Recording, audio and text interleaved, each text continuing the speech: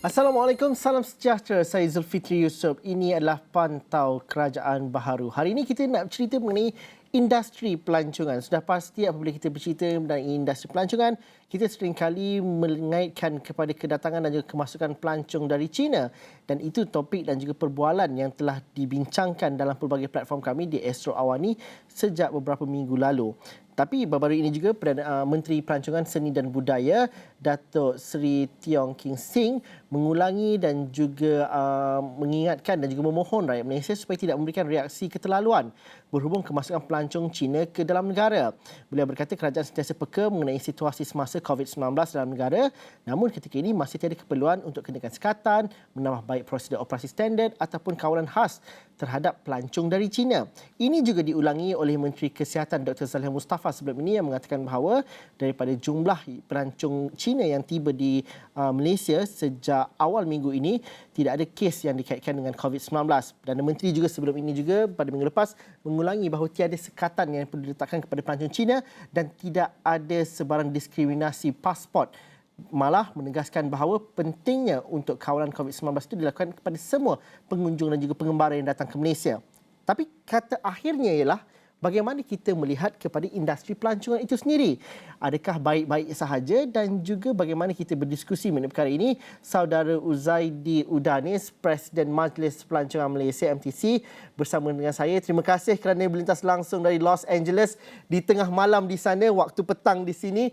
Cik Uzaidi, bagaimana kita melihat dah hampir seminggu kemasukan pelancong dari China, ketakutan, kebimbangan yang disuarakan, gempak-gempitan yang berlaku pada minggu lepas mungkin tidaklah seperti berlaku perkara-perkara yang asing. Adakah semuanya aman-aman saja, Cik Zaidi? Okey. Ya, terima kasih Zul. Sebenarnya industri pelancongan kita telah kehilangan pelancong daripada China dah 3 tahun dah. Jadi kebanyakan industri pelancongan, penggiat industri amat rindu tentang kehadiran daripada pelancong daripada China. Tetapi juga kita kena tahu yang virus ataupun COVID-19 ni masih ada lagi, masih ada sini. Dia tak akan hilang begitu aja. Dia mesti dah ada sini. Jadi we have to live with it. Kita kena hidup bersama dengan virus ini. Jadi dengan adanya pembukaan sempadan negara China, saya rasa ini akan memberi satu nafas baru pada industri pelancongan walaupun ramai yang kata takut. Jadi kita kena lihat secara realistik lah. Pasal ni COVID ni memang ada, tapi kita kena jaga, kita kena ikut patuh apa yang telah diarahkan oleh KKM. Dan saya lihat negara-negara luar, negara-negara Thailand, negara Indonesia mengalu-alukan kehadiran mereka, kehadiran pelancong dari China. Jadi ini kita janganlah ketinggalan, janganlah kita beremosi. Saya baru sampai di Los Angeles ni, saya lihat di airport di Los Angeles ni memang banyak penerbangan daripada China dan tidak ada sebarang diskriminasi, tidak ada sebarang SOP yang ketat khas untuk pelancong China. Jadi kita janganlah kita beremosi, kita lihat, tengok, kita berdasarkan apa yang telah disarankan oleh KKM, dan KKM juga berdasarkan daripada World Health Organization. Jadi ini adalah standard. Janganlah kita rasa kita jumpy, orang kata jumpy sangat, dan kita lihat, kita tengok supaya kita menerima pelancong ini dengan tangan yang terbuka. Zul. Cik Zaidi berada di Los Angeles. Sudah pasti perjalanan ke sana itu mengenai masa 24 jam, transit di beberapa buah lapangan terbang dan mengetahui bagaimanakah pengembara-pengembara seluruh dunia bergerak. Cik Zaidi menyebut mengenai pelancong-pelancong dari China juga sudah mula keluar untuk berkelana dan juga berengembara. Bagaimana kita pemerhatian Cik Zaidi dengan suasana ini? Bagi seorang pengusaha dan juga penggiat dalam industri pelancongan, sudah pasti apabila cerita mengenai pelancong dari China ini sudah mula keluar dan juga dibenarkan untuk mengembara, rakan-rakan agensi pelancongan ataupun rakan-rakan dalam industri daripada negara-negara lain juga ada reaksi yang pelbagai. Tapi suasana di lapangan terbang, bagaimana pelancong China ni ada karakter dia sendiri di lapangan terbang contohnya ataupun ketika mengembara. Bagaimana situasinya sebenarnya? Saya lihat Azul, sebenarnya dunia dah berubah. Dulu kita lihat pelancong daripada China dengan ramai, dengan berkumpulan yang ramai ya. Kadang-kadang ada 3-4 bas sekaligus datang ya, daripada satu kumpulan. Jadi sekarang ni agak berlainan sikit, lebih kepada kumpulan kecil, lebih kepada bersasarkan pada business oriented. di mana kita di dalam satu minggu ni kita menerima pelancong-pelancong yang bukannya pelancong 100% tetapi sebagai businessman, melihat tengok apa yang peluang-peluang yang ada di Malaysia, dan ini sebagai business come pleasure. Bukan ramai yang masih lagi belum lagi boleh datang sini sebab pasport mereka belum di renew ataupun diperbarui. Banyak lagi yang perlu ramai lagi yang belum lagi renew pasport sudah 2-3 tahun ya. Dan juga penerbangan pun tidak banyak. Penerbangan tidak banyak, terutama sekali sekarang kita bergantung pada Changi Airport di mana penerbangan yang banyak daripada China. Jadi banyak lagi faktor-faktor yang masih lagi belum lagi ke tahap pre-pandemic. Tapi saya menjangkakan dengan adanya kita step by step dengan pembukaan ini, insya-Allah ini akan memberi satu nafas yang baru, satu motivasi kami untuk recover industri pelancongan ini. Zul. Cik Zaidi, apa kita perlu fahami apabila kita mungkin bayangkan pintu sempadan China itu sudah dibuka, kita membayangkan sudah pasti kelompok-kelompok yang ramai yang pergi melancong seperti pra-pandemik, sebelum pandemik. Tapi sebagaimana Cik Zaidi katakan, China juga mengambil langkah yang cukup berhati-hati. Pelancong-pelancong mereka juga berdikit-dikit untuk keluar mengembara sudah pasti selepas 2-3 tahun. Dan ini bermaksud kita perlu memiliki pakej-pakej pelancongan yang lebih mesra kepada pelancong China. Kita tidak boleh mengharapkan suasana sebelum pandemik sama, dan apabila polisi itu dilonggarkan seolah-olah kita mendapat habuan dan juga mendapat impak yang sama seperti dahulu. Ini zaman pelancongan pasca COVID-19. Sudah pasti kalau pelancong-pelancong daripada China itu peluang-peluang potensi yang mereka akan belanjakan nanti juga sedikit berbeza berbanding dahulu. Adakah ini disedari oleh pengusaha-pengusaha pelancongan tempatan dan disedari oleh pihak-pihak berkepentingan di Malaysia? Ya, saya rasa ini bukannya hanya berlaku pada pelancong China, tapi pelancong-pelancong lain-lain juga, pelancong-pelancong daripada Indonesia, daripada Thailand, ia agak berubah. Pelancong domestik pun agak berubah. Dia punya kehendaknya, dia punya keperluannya. Jadi bukannya dulu macam kita ada makcik Kiah, kumpulan-kumpulan makcik Kiah daripada China. Di sekarang ni saya jangkakan agak berkurangan. Jadi kita kena customize, kita kena ikut apa kehendak mereka, dan bukan hanya Malaysia saja yang nakkan pelancong daripada China ni. Negara Thailand dia memang agresif, sangat agresif. Negara Indonesia terutama Bali sangat-sangat agresif untuk menerima pelancong-pelancong ini. Jadi kita kena tukar produk kita. Produk kita kena berlainan sikit daripada pre-pandemic, di mana pre-pandemic ni lebih kepada kumpulan besar dan pergi shopping sana shopping sini, tapi sekarang ni mereka memerlukan experience, pengalaman. Mereka memerlukan seperti camping, glamping, jungle trekking, lung cleansing, ini semua, ataupun fishing, deep sea fishing. Ini adalah pengalaman-pengalaman yang mereka nakkan. Jadi kita kena sediakan produk-produk ini sesuai untuk pelancong baru yang kita panggil new tourism ni, Zul. Cik Zaidi, dalam masa yang sama ketika seluruh dunia ataupun kalau rantau Asia Tenggara ini mendambakan pelancong-pelancong dari China, bagaimana kita melihat juga aspek industri dan juga sektor pelancongan itu secara menyeluruh, dan betapa pentingnya aspek pelancongan di Malaysia perlu mempelbagaikan dan juga mencari peluang-peluang ekonomi dan juga pasaran-pasaran yang baru. Kita mungkin melihat kepada rantau Asia di sebelah China, Jepun dan juga beberapa negara seperti Korea. Tapi bagaimana pula dengan mereka yang berada di jauh nun di Amerika Syarikat? Cik Zaidi berada di sana, ini juga mesti penting yang dapat dikongsikan. Bagaimana kita perlu buang juga stereotip dan juga gerak kerja strategi pelancongan. Kalau dambakan pelancong daripada China, kita ubah semuanya ikut mereka. Dulu kita sukakan pelancong dan mengharapkan pelancong daripada Timur Tengah. Di Kuala Lumpur tu sampai ada mini Arab semata-mata untuk memenuhi permintaan mereka katanya. Walhal kita ketinggalan dengan keunikan produk pelancongan kita sendiri. Macam mana kita nak melihat kepada peluang-peluang market dan juga pasaran-pasaran baru dalam pelancongan ini dan jual produk kita dengan sebaik mungkin dengan keunikannya? Ya, itulah sebabnya kita kena fikir luar kotak. Industri pelancongan sangat kompetitif.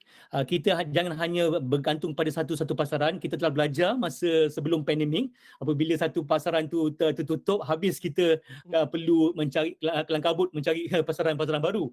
Jadi kita kena lihat produk di Malaysia ni banyak. produk pelancongan ni di Malaysia ni banyak, lebih banyak daripada negara-negara lain. Jadi kita bersyukur dan kita perlu gunakan, leveragekan produk-produk ini. Jadi saya menyarankan kita bersama-sama dengan pihak-pihak industri berfikir fokus di mana yang pasaran-pasaran yang perlu dibangunkan. Walaupun kita tidak mempunyai direct flights ataupun penerbangan seterusnya ke Amerika contohnya, tapi pemasaran ataupun pasaran di Amerika sangat besar, sangat luas dan mempunyai purchasing power yang sangat tinggi. Walaupun mereka kata recession ke inflation ke, tapi mereka masih lagi belanja, boleh belanja. Seramai 500,000 pelancong daripada Amerika telah melawat Thailand tahun lepas. Padahal kita hanya mendapat lebih kurang 100,000. Jadi banyak lagi yang kita boleh improve, banyak lagi kita boleh perbaiki. Jadi saya sarankan pada pengiat-pengiat industri di Malaysia supaya kita tengok pasaran-pasaran yang mana yang boleh kita ceburi. Jangan hanya satu pasaran. Apa orang putih kata, don't put your eggs all in one basket. Ini yang penting yang harus kita lakukan dan kita belajar kesilapan kita dan kita baiki pasaran-pasaran kita. Sekarang ni 70% of the market is daripada ASEAN.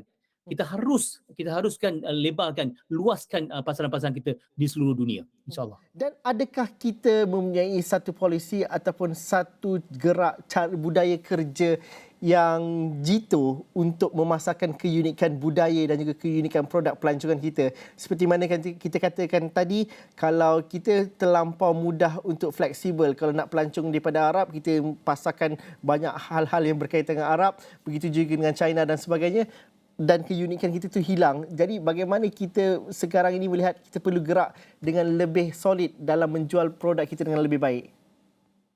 Yalah, itu pentingnya, betapa pentingnya pemasaran. Promosi itu sangat penting.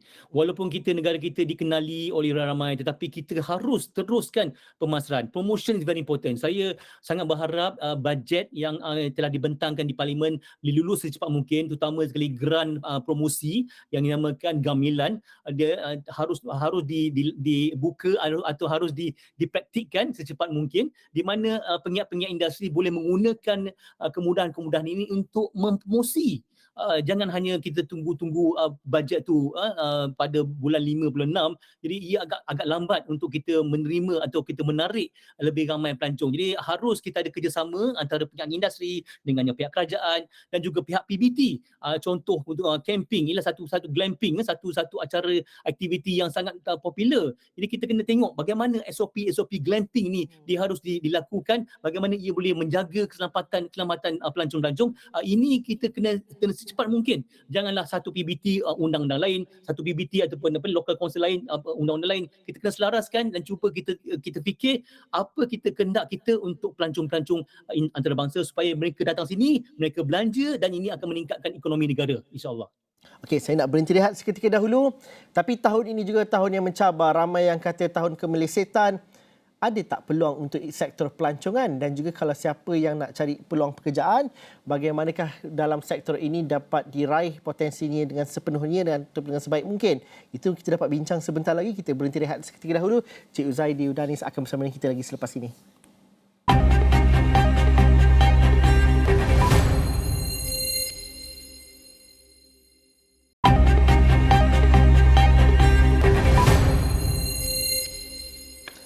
Semalam, Menteri Ekonomi Rafizi Ramli ketika merasmikan Majlis Persidangan dan juga Karnival Jiwa SME 2023 yang berlangsung di Lalaport Kuala Lumpur, ada mengatakan bahawa dan juga menyarankan untuk golongan muda disaran untuk menceburi bidang perniagaan, terutamanya dalam sektor pelancongan domestik, kerana katanya jangkaan pertumbuhan industri ini pesat pada tahun ini. Rafizi berkata kemasukan pelancong asing selepas pembukaan semula sempadan juga dijangka merancakkan lagi sektor pelancongan negara, dan ramai tidak tahu hasil pelancongan adalah lebih banyak daripada pelancong dalam negara berbanding pelancong luar negara. Dari segi rantaian nilai dan perkhidmatan yang boleh diceburi dalam sektor pelancongan domestik, ia tidak memerlukan modal yang begitu besar berbanding infrastruktur yang perlu diwujudkan jika kita tumpu kepada pelancong luar negara. Mungkin Sadri Ruzaidi masih lagi bersama dengan saya di talian melalui Google Meet langsung dari Los Angeles. Sadri Ruzaidi, kalau kita mengulas apa yang YB Rafizi katakan ini dan juga kita melihat kepada kebimbangan ramai mengenai kemelesetan ekonomi, bagaimana sebenarnya ketika ekonomi tidak begitu baik, inilah sektor pelancongan sering memberikan harapan, sering memberikan satu peluang ekonomi dan juga peluang pekerjaan.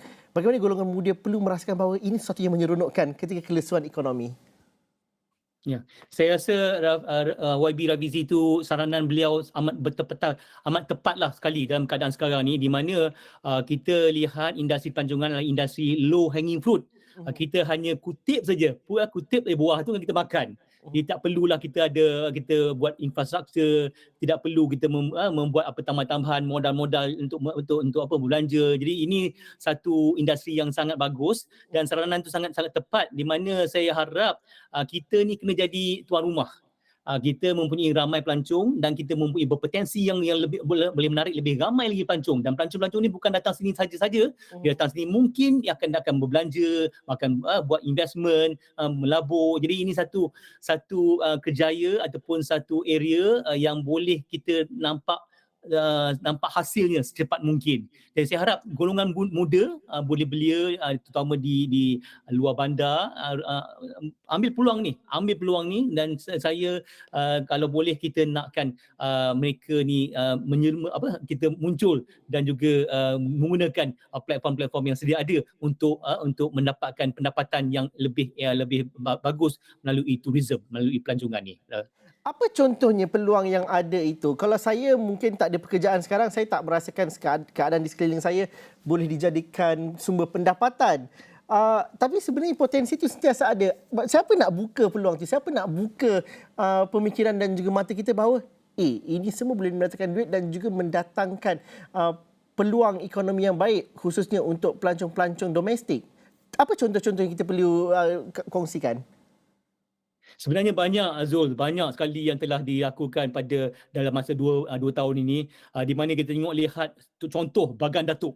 Bagan Datuk, orang kata ada ke tempat-tempat menarik di Bagan Datuk? Tapi dalam masa 2-3 tahun ini, Bagan Datuk ni sebabnya dijadikan satu pusat pelancongan yang dah semakin terkenal, terutama daripada pelancong-pelancong daripada Singapura, di mana situ ada apa dia panggil taman bunga matahari ataupun sunflower yang sangat menarik. Dan ini akan menjanangkan pendapatan kepada orang-orang kampung di Bagan Datuk, dan juga kelapa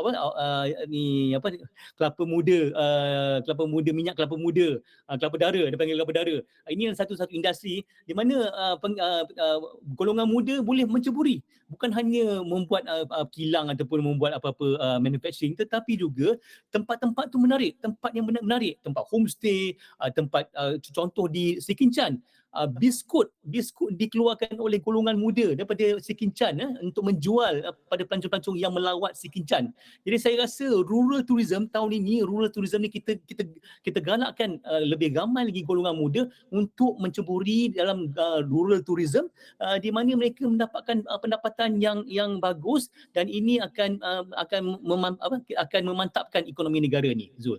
Cik Zaidi, adakah pelancongan domestik ataupun rural tourism yang seperti Cik Zaidi katakan tadi, inisiatif yang berdasarkan kuasa viral di media sosial, pelancong atau pengusaha-pengusaha SME, di mana pelancong-pelancong domestik ni orang-orang tempatan di hujung minggu akan pergi. Adakah itu yang berlaku sekarang ini? Adakah ada sebarang inisiatif untuk membawa kelompok pelancong yang lebih besar daripada pakej-pakej pelancongan yang begitu tersusun? Adakah sudah ada ataupun tidak lagi diterokai sepenuhnya? Ya, sebenarnya industri pelancongan ini diperlukan satu kolaborasi besar, kolaborasi antara pihak penguasa tempatan, pihak pengiat industri. Dia satu kolaborasi, bukannya bekerja seorang-seorang saja, bukannya kerja in silo, orang putih kata in silo. Kita kena bekerjasama dengan semua pihak. Jadi saya harap dengan adanya sistematik ataupun plan ataupun master plan untuk satu-satu kampung, di mana kampung tu sesuai untuk produk ini. Setiap kampung, dulu kita ada satu desa satu produk, itu harus kita kuatkan untuk kita promosikan pelancong-pelancong. Jadi sebenarnya kita banyak punya produk-produk, tetapi kita masih lagi belum lagi menggunakan secara maksima. Kita lihat best practice di negara China menggunakan rural tourismnya semaksima, di mana setiap kampung-kampung tu mempunyai satu tarikan untuk pelancong, dan pihak penguasa tempatan menyokong belanja untuk mereka menarik lebih ramai pelancong, dan the result ataupun dia punya akhir the end result mendapatkan pendapatan daripada pelancong, dan ini akan meningkatkan pendapatan ataupun income seluruh kampung itu. Ini satu impian kita, dan saya harap rural tourism kita gunakan rural tourism kita banyak. Kita punya sungai, kita punya bukit, kita punya hutan, kita punya pantai. Jadi inilah kita gunakan aset-aset ini untuk kita menarik lebih ramai lagi pelancong melalui rural tourism ni. Tapi adakah peluang-peluang ini dapat diraih? Adakah pengusaha-pengusaha pelancongan ini sudah pulih daripada kesan COVID-19? Adakah mereka sudah mula buat untung, sudah mula bernafas untuk mengembangkan perniagaan mereka dengan menawarkan perkhidmatan-perkhidmatan baru? Macam mana nak buat kalau misalnya mereka masih lagi kena bayar hutang dekat bank sebenarnya? Apa cerita kepada pengusaha-pengusaha pelancongan yang sedia ada ini? Adakah mereka sudah kembali bangkit ataupun masih lagi perlu menghadapi kesan pandemik itu? Ya, dah 3 tahun ya, Zul, kita 3 tahun kita dah terima tenangan ataupun COVID ni. Jadi bukan senang untuk kita bangun dan bangkit dan kita berjalan. Syukur alhamdulillah kita tengok lihat ramai sekarang pengiat-pengiat industri mula sekarang secara aktif mempromosikan produk-produk mereka. Tetapi ia bukannya semestinya mendapat untung yang secepat mungkin. Ia mengambil masa. Jadi itulah saya harap dengan semua pihak supaya bekerjasama. Pihak penguasa tempatan janganlah nak denda pihak pengangkutan, janganlah denda bas-bas yang tidak ada guide tu. Kita tengok lihat apa sebabnya yang perlukan guide tu. Mungkin pelancong-pelancong yang tempatan mungkin kita ada buat exemption ke. Jadi ini antara kita kena lihat the whole picture, bukan hanya kita nak tekan yang mana yang ejen pelancongan yang berdaftar, dan yang tak berdaftar tu kita biarkan. Tu yang berdaftar tu kita jaga. Kita tengok apa yang kita boleh bimbing, apa yang kita boleh bantu. Pihak-pihak bank pun perlu menggunakan ataupun bertanggungjawablah untuk membantu industri-industri ini supaya apabila industri pelancongan ini naik, insya-Allah ekonomi negara tu akan naik secara tak langsung, secara langsung, secara tak langsung. Ini harapan kita. Jangan kita hanya ini industri pelancongan sangat risiko, bank tidak akan kasih pinjaman-pinjaman. Ini satu-satunya yang saya rasa minda tu kita kena open minded supaya satu kerjasama, satu keluarga untuk kita membantu industri pelancongan supaya kita boleh memantapkan ekonomi negara ni, insya-Allah. Cik Huzaidi, mungkin terakhir sekali, apa mungkin kata-kata semangat dan juga mungkin nak menggalakkan golongan muda ini untuk menceburi bidang dan juga melebarkan sayap dalam industri pelancongan ini? Insentif ada banyak, ruang ada, dan juga peluang itu mungkin juga perlu diraih. Bagaimana untuk menggalakkan mereka dan juga memberikan semangat kepada mereka mungkin dalam seminit yang terakhir ini? Ya, saya percaya bekerjasama dengan Menteri Pelancongan Datuk Seri Tiong King Sing, beliau mempunyai satu fokus untuk membantu industri pelancongan tak kira daripada mana, tak kira sektor mana, asalkan dia pelancongan. Beliau sangat aktif. Kita lihat hari ini beliau melawat ke Melaka, semalam melawat ke Petaling Street. Ini satu-satu yang perlu dibuat untuk kita lihat ground. Kita tengok ground. Jadi saya harap kerajaan telah bersedia, telah ingin membantu, tetapi pihak industri pun perlu proaktif, dan pihak rakyat Malaysia harus terus membantu dan menyokong industri pelancongan supaya kita boleh dapat manfaat sama-sama, insya-Allah ni. Okey, terima kasih Cik Huzaidi Danis, Presiden Majlis Pelancongan Malaysia, kerana sudi bersama kami dalam Pantau Kerajaan Baharu pada hari ini. Terima kasih kerana walaupun perbezaan waktu tapi sudi bersama dengan kami. Tapi ada satu perkara dan juga berita terbaru yang baru kami terima jika anda mengikuti scroll tickers kami di bawah. Ini perkara terkini dari World Trade Center Kuala Lumpur di mana dua jawatan tertinggi UMNO melibatkan Presiden dan Timbalan Presiden sah tidak ditandingkan dalam pemilihan UMNO yang akan datang. Perkembangan terbaru ini akan kami bawakan dalam buletin yang seterusnya dan di astroawani.com. Pastikan anda terus bersama kami. Tapi untuk Pantau Kerajaan Baru, untuk episod pada petang ini, kita berakhir di sini. Assalamualaikum dan salam sejahtera. Kita jumpa lagi.